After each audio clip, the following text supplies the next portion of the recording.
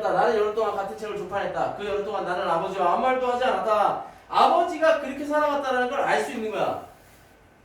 어머니하고도 이야기를 하지 않았다. 나는 어머니의 할머니의 어머니, 그 어머니의 할머니들이 최하층의 천인으로서 무슨 일이 왔는지 알고 있었다.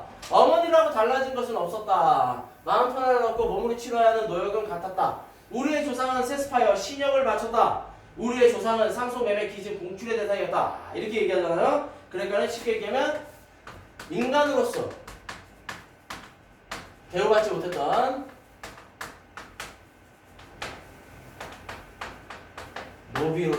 노비의 삶에 대해서 얘기하는 거예요. 노비는 말 그대로 하나의 물건이었어, 물건. 그래서 왜 춘향전에 나오는 춘향의 엄마가 관기잖아, 관기. 그래서 관에서 기생, 그러니까 관에서 무슨 행사가 있을 때 불러왔던 기생인데 퇴기잖아. 그러니까 은퇴한 기생인 거야. 그러니까 나이가 먹어서 은퇴했던 거고 그렇게 본다라고 보면 그 엄마가 사실은 천인. 그래서 쉽게 얘기하면 뭐냐면 재산이나 마찬가지야. 그런데 그래갖고 변사또가 춘향이한테 수청을 들어라 이렇게 얘기했던 게 뭐냐면 기생의 자식이기 때문에 천한 거고 당연히 기생의 자식은 기생일 거다라고 생각을 하는 거야. 그런 것들처럼 이런 인간으로서 대접을 받고 하나의 물건으로서 대접을 받은 거. 어느 날 어머니 나에게 말했다. 너희들은 엄마는 잘못도 고생이다. 아버지하고는 상관이 없다. 그러니까 아버지는 마치 노비가 아닌 것처럼 얘기를 했어. 그래서 사실은 숨겼어. 어머니는 장남이 나에게만 말했다. 애할머니에게 들은 말을 나에게 전한 것이다. 천년을 두고 우리의 조상과 자손들에게 이 말을 하겠다. 그러나 나는 알고 있었다. 아버지도 시종의 자식이었다. 노비란 얘기야, 노비. 할아버지의 아버지 때 노비제는 사라졌다. 증조부 내일부는 아무것도 몰랐다. 나중에서 해방을 맞았다는 것을 알았으나 두 분이 한 말은 오히려 저희들을 내쫓지 마십시오였다. 그러니까 쉽게 얘기하면 그런 억압된 삶의 노비들이다 보니까 억압된 삶의 길들이는 거야. 쉽게 얘기해서 우리가 왜 가끔 불쌍하긴 하지만 뭐 물론 비유하는 것 자체가 내가 너무 쉽게 얘기해서 비유를 뭐 과하게 하는 걸 수도 있지만 어떤 개념이라고 생각하면 되냐면 이거는 저희들 내쫓지 마십시오라고 증조부들이 얘기를 저렇게 하신 건 이렇게 생각하면 돼. 동물들이 동물농장이나 이런 프로그램들에 봤을 때 동물들이 할아버지 할머니들 그러니까 주인에게서 같이 주인과 살다가 주인이 어느 날 갑작스럽게 돌아가셨단 말이야. 근데 그 돌아가신 사실을 모르고 그 주인이 자기를 찾아올 거라고 생각하고 그 집 주변에서 말하자면 유기견이 됐다든지 이런 그 프로 방송을 본 적이 있을까 한 번쯤은 똑같은 개념이 되는 거야. 그 동물들도 자기가 혼자 살아오지 못하고 누군가의 보살핌을 먹고 누가 먹이 주니까 먹고 뭐 이렇게만 살아왔다가 갑자기 그 사람이 사라지니까 어떻게 될지 모르는 거야. 마찬가지지. 할아버지 할머니 증조부 두 분도 해방을 맞았지만 오히려 내쫓지 마십시오. 왜? 어떻게 해야 될지 모르는 거야. 나가서 우리는 평생 노비로 살았는데 여기도 마찬가지야. 할아버지를 달랐다. 할아버지는 유수에서 벗어나려고 했어. 그런데 할아버지를 벗어나려고는 했어. 그래서 늙은 주인은 할아버지에게 집과 땅을 주었지만 쓸데없는 일. 왜냐면 모르는 면에서는 할아버지나 증조부랑 같았다. 왜? 저거를 어떻게 쓰고 어떻게 사용을 해야 되는지 몰라. 저거를 어떻게 관리해야 되는지 모른다고. 자, 예를 들어서 니네들이 돈을 쓸 때 이렇게 생각하면 돼. 아주 쉽게 생각하면 돼.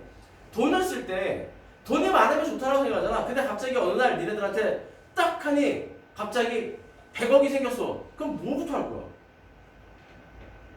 뭐부터 할 거야? 니네들은 지금 집을 살 수도 없고 차를 살 수도 없어. 그럼 뭐부터 할 거야? 슈퍼컴퓨터를 살 거야? 뭐를 할 거야? 저축을 할 거야. 그러니까 무슨 얘기냐면 우리가 큰 돈이 생겨서 쓰라고 하지만 막상 그 돈을 써보지 못한 사람은 돈을 어떻게 써야 되는지 몰라. 그만한 돈을 가져본 적이 없거든. 마찬가지야. 집과 내 이름이 된 집과 땅을 가져본 적이 없는데 갑자기 내 이름에 집과 땅이 생겼어. 그럼 뭐가 되기 쉬워? 뭐 당하기 딱 쉬워? 사기당하기 딱 쉬워. 그래서 결국엔 증조부 때까지 선조들이 살아온 경험이 도움이 되었으나 할아버지 때는 그것이 도움을 주지 못했고 어떤 교육도 없었고 경험도 없었어. 그러니까 말 그대로 능력이 없었다는 거지. 할아버지는 그래서 결국 집과 땅을 잃고 말았다는 거지. 할아버지도 난쟁했어. 언젠가 영어가 불었다. 나는 영어의 머리를 쥐어박았다. 좀 큰 영어를 말했다. 왜 지난 일처럼 취시하는 거야? 변한 것이 없는데 우습지도 않아? 나는 가만히 있었다. 영희는 손수건을 꺼내 두 눈에 대었다 떼었다. 아버지는 계속 책을 읽었다. 어머니는 뒷집 명예어머니와 이야기가 없었다. 얼마에 파셨어요? 17만원 받았어요. 그럼 시에서 주겠다는 이주보조금보다 얼마 더 받은 셈이죠? 2만원 더 받았어요. 영희네도 어차피 아파트를 못 갈 거 아니에요. 무슨 돈 있다고. 분양아파트는 58만원이고 임대아파트는 30만원이래요. 거기다가 어느 쪽으로 가든 매달 15,000원씩 내야 된대요. 근데 입주권은 다들 팔고 있나요? 영인에도 서두르세요. 어머니는 결혼 얼굴로 서 있었다. 그래서 쉽게 얘기하면 행복동 주민들의 공통된 걱정인 거지. 무언가를 할 수가 없는 거야. 그래서 결국에 뒷부분 줄거리를 보면 여기 나오죠.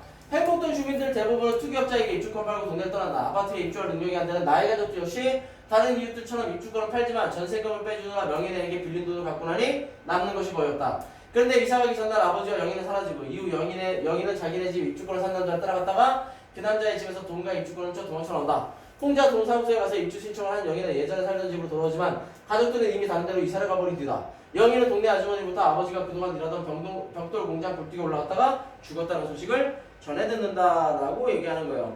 그만큼 이런 것들을 통해서 비극적인 결말이 있다는 것도 알 수가 있는 거죠. 무슨 얘기인지 알겠죠? 꼭 한번 다 읽어보도록 하시고 그 다음에 학습활동도 마저 좀 볼까요? 그럼 나오는 거. 그래서 학습활동 거기는 없어. 그냥 여기는 그 평가 문제지만 안 나오니까 눈으로만 보면 아마 이런 부분들을 하라고 할 수도 있고 학습지를 준 거니까 이거 보면 이 작품을 감상하고 작품에서 구분한 공간의 차이를 상징으로 나타내는 표현 그 의미를 하라 그랬잖아. 그러면 철거민 주거지 공간의 차이를 하는데 지옥과 그 다음에 또 뭐가 있었어? 풀냄새가 있었어. 그지? 풀냄새가 있었고 그 다음에 개성 건너 주택가니까 반대 천국, 고기 굽는 냄새, 그 다음에 여기에 그럼 뭐가 들어가야 될까? 주머니. 그렇지, 주머니가 달린 옷을 입고 싶어 이렇게 돼 있으니까 달린 옷 이렇게 되겠지. 그러면 여기서 얘기하는 이거의 의미는 뭐가 되는 거야? 바로 소외받고 가난한 삶에 대해서 얘기하는 거야. 소외받고 가난한 삶에 대해서. 그 다음에 개성 건너 주택가는 여기에서 말 그대로 부유하고 풍요로운 삶에 대해서 얘기하는 거야. 자, 이 작품에서 나의 가족이 사는 곳을 낙원구 행복동이라고 이름 붙인 이유. 그러면 낙원구 행복동이라고 붙인 이유가 아까 무슨 법? 반어법. 그럼 반어적으로 표현해보자는 거지. 그럼 뭘 반어적으로 표현하는 거야? 바로 나의 가족. 참호가 빈곤하고 고통스러운 삶을 사는 나의 가족과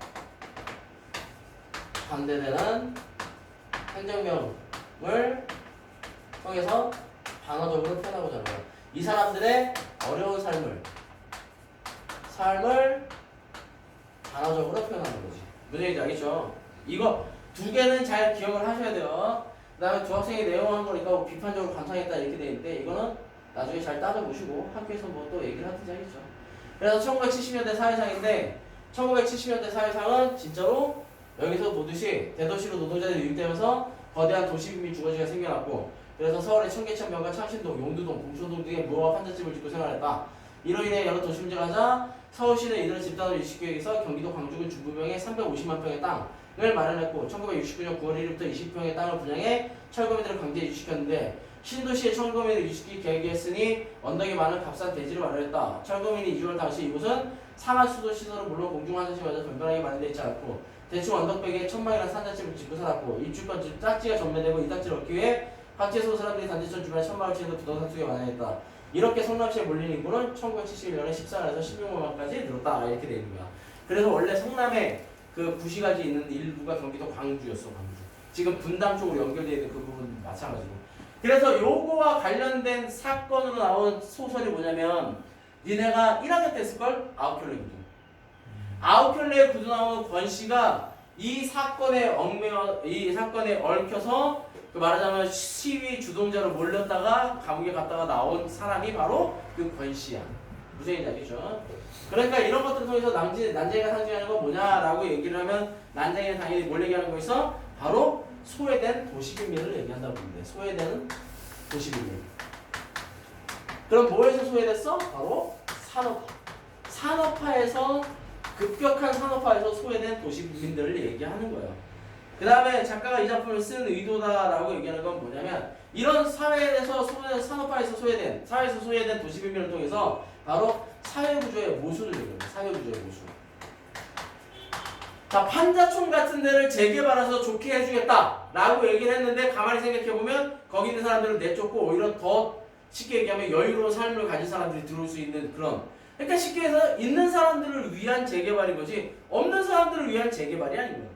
근데 재개발이라는 명목은 그런 건데도 불구하고 아까 봤잖아. 입주권을 팔아서 15만 원인데 이 영구주택, 그 영구임대주택이라는 거야. 임대주택은 빌려주는 거야. 빌려주는 거야. 뭐 그 영구임대 같은 경우에는 니네가 나갈 때까지 빌려줄게. 그게 얼마, 그러니까 한 달에 얼마씩만 내, 아니면 싸게 내. 그러는데 하다못해 그런 임대주택도 30만 원이야. 임대아파트. 그 임대아파트는 내 것도 아니야. 엄밀히 따지면 죽을 때까지 아니면 거기서 계약 지날 때까지 빌리는 것 뿐이란 말이야. 그러면 이렇게 2배 가격인데 누가 거기서 가서 살겠어? 그렇지?